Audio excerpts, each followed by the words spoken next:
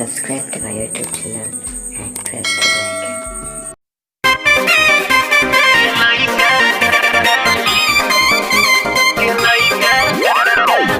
biharmasti.in अब रोज मेरा नया दिन होखेगा, ना कोई रोकेगा टोकेगा भोंकेगा। अब रोज मेरा नया दिन होखेगा, ना कोई रोकेगा टोकेगा भोंकेगा।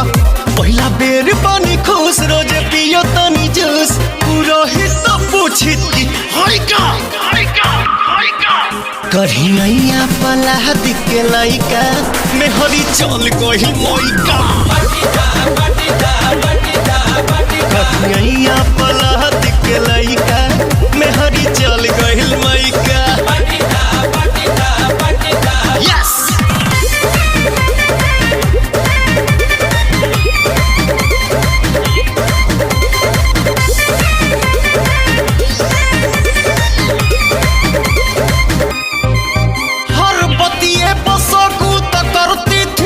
मोर पड़ोसन भी कान खूबे भरती थी।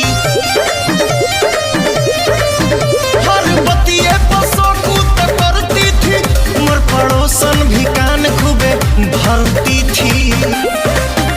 एगो छोटी चुकी बात पर भड़क गइल रात, उसको चाहिए था लहंगा बम्बई का। कढ़िया पला दिखे लइका में हरी चल गइल मइका। कढ़िया पला दिखे लइका में हरी चल गइल मइका। biharmasti.in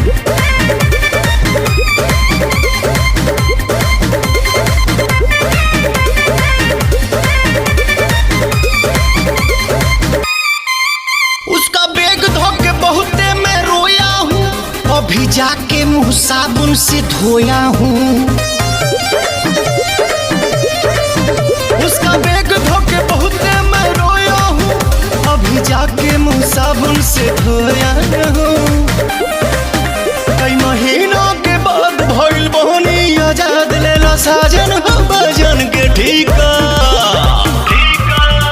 कढ़िया पला दिखे लइका में हरी चल गइल मइका। कढ़िया पला दिखे लइका में हरी चल गइल मइका। biharmasti.in